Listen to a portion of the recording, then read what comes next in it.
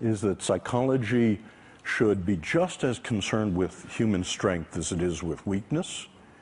It should be just as concerned with building strength as with repairing damage. It should be interested in the best things in life, and it should be just as concerned with making the lives of normal people fulfilling and with genius, with nurturing high talent. So, in the last 10 years, and the hope for the future, we've seen the beginnings of a science of positive psychology, a science of what makes life worth living. It turns out that we can measure different forms of happiness, and any of you for free can go to that website and take the entire panoply of tests of happiness. You can ask, how do you stack up for positive emotion, for meaning, for flow, against literally tens of thousands of other people. We created the opposite of the diagnostic manual of the insanities, a classification of the strengths and virtues that looks at the sex ratio, how they're defined, how to diagnose them, what builds them and what gets in their way. We found that we could discover the causation of the positive states, the relationship between left hemispheric activity and right hemispheric activity as a cause of happiness. I've spent my life working on extremely miserable people, and I've asked the question, how do extremely miserable people differ from the rest of you? And starting about 6 years ago, we asked about extremely happy people, and how do they differ from the rest of us? And it turns out there's one way, very surprising, they're not more religious, they're not in better shape, they don't have more money, they're not better looking, they don't have more good events and fewer bad events. The one way in which they differ, they're extremely social. They don't sit in seminars on Saturday morning. They don't spend time alone. Each of them is in a romantic relationship, and each has a rich repertoire of friends. But watch out here. This is merely correlational data, not causal, and it's about happiness in the first Hollywood sense I'm going to talk about. Happiness of ebullience and giggling and good cheer. And I'm going to suggest to you that's not nearly enough in just a moment. We found we could begin to look at interventions over the centuries, from the Buddha to Tony Robbins. About 120 interventions have been proposed that allegedly make people happy. And we find that we've been able to manualize many of them, and we actually carry out random assignment efficacy and effectiveness studies. That is, which ones actually make people lastingly happier. In a couple of minutes, I'll tell you about some of those results. But the upshot of this is that the mission I want psychology to have, in addition to its mission of curing the mentally ill, in addition to its mission of making miserable people less miserable, is, can psychology actually make people happier? And to ask that question, happy is not a word I use very much. We've had to break it down into what I think is askable about happy. And I believe there are three different, and I call them different because different interventions build them. It's possible to have one rather than the other. Three different happy lives. The first happy life is the pleasant life. This is a life in which you have as much positive emotion as you possibly can and the skills to amplify it. The second is a life of engagement, a life in your work, your parenting, your love, your leisure. Time stops for you. That's what Aristotle was talking about. And third, the meaningful life. So I want to say a little bit about each of those lives and what we know about them. The first life is the pleasant life.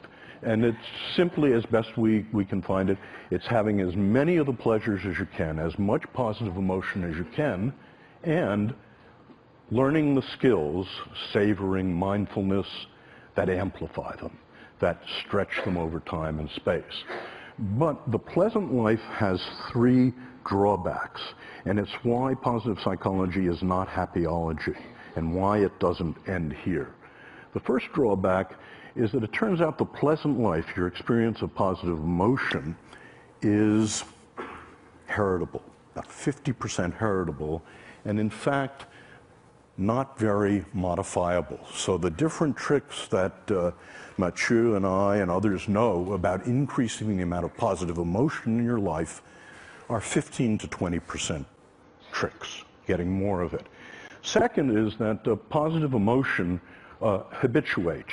It habituates rapidly, indeed. It's all like French vanilla ice cream. The first taste is 100%. By the time you're down to the sixth taste, it's gone. And as I said, it's not particularly malleable. And this leads to the second life. And I have to say about my friend Len to talk about why positive psychology is more than positive emotion, more than building pleasure. In two of the three great arenas of life, by the time Len was 30, Len was enormously successful. The first arena was work. By the time he was 20, he's an options trader. By the time he was 25, he was a multimillionaire and the head of an options trading company. Second, in play, he's a national champion bridge player. And, but in the third great arena of life, love, Len is an abysmal failure.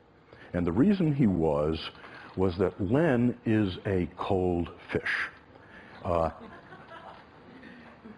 Len is an introvert. American women said to Len when he dated them, "You're no fun. You don't have positive emotion. Get lost." And Len was wealthy enough to be able to afford a Park Avenue psychoanalyst who for 5 years tried to find the sexual trauma that had somehow locked positive emotion inside of him. But it turned out there wasn't any sexual trauma. It turned out that Len grew up in Long Island and he played football and watched football and played bridge. Len is in the bottom 5% of what we call positive affectivity. So the question is Len unhappy? And I want to say not. Contrary to what psychology told us about the bottom 50% of the human race in positive affectivity, I think Len is one of the happiest people I know. He's not consigned to the hell of unhappiness, and that's because Len, like most of you, is enormously capable of flow. When he walks onto the floor of the American Exchange at 9:30 in the morning, time stops for him, and it stops till the closing bell. When the first card is played, till 10 days later, the tournament is over, time stops for Len. And this is indeed what Mike Csikszentmihalyi has been talking about flow, and it's distinct from pleasure in a very important way. Pleasure has raw feels. You know it's happening. There's thought and feeling. But what Mike told you yesterday, during flow, you can't feel anything. You're one with the music. Time stops. You have intense concentration. And this is indeed the characteristic of what we think of as the good life.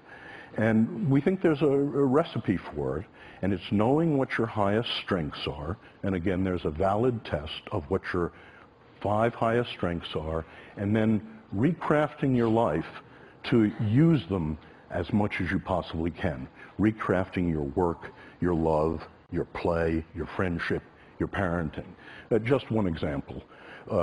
One person I worked with was a bagger at Gennardi's. Hated the job. She's working her way through college. Her highest strength was social intelligence.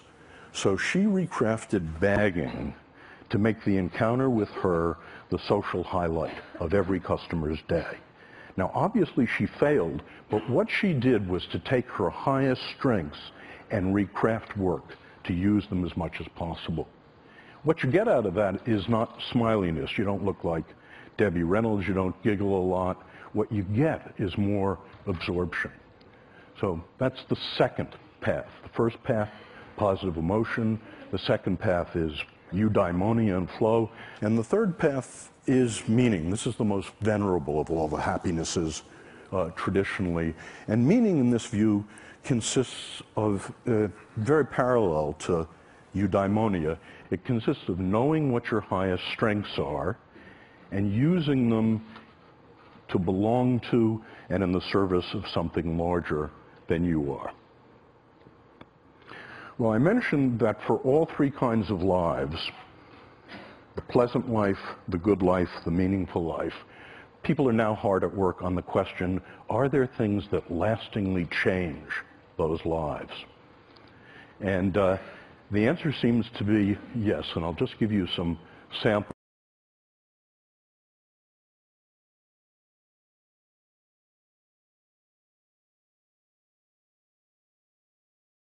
It's being done in a rigorous manner. It's being done in the same way that we test drugs to see what really works. So we do random assignment, placebo-controlled, long-term studies of different interventions. And just to sample the kind of interventions that we find have an effect. When we teach people about the pleasant life, how to have more pleasure in your life, one of your assignments is to take the mindfulness skills, the savoring skills, and you're assigned to design a beautiful day. Next Saturday, set a day aside, design yourself a beautiful day, and use savoring and mindfulness to enhance those pleasures. And we can show in that way that the pleasant life is enhanced. Gratitude visit. I want you all to do this with me now, if you would. Close your eyes. I'd like you to remember someone who did something enormously important that changed your life in a good direction, who you never properly thanked. The person has to be alive. Okay? Now, okay, you can open your eyes. I hope all of you have such a person. Your assignment when you're learning the gratitude visit is to write a 300-word testimonial to that person. Call them on the phone in Phoenix. Ask if you can visit. Don't tell them why. Show up at their door. You read the testimonial. Everyone weeps when this happens. And what happens is when we test people 1 week later, a month later, 3 months later, they're both happier and less depressed. Another example is a strengths date in which we get couples to identify their highest strengths on the strengths test and then to design an evening in which they both use their strengths. And we find this is a strengthener of relationships. And fun versus philanthropy, but it's so heartening to be in a group like this in which so many of you have turned your lives to philanthropy.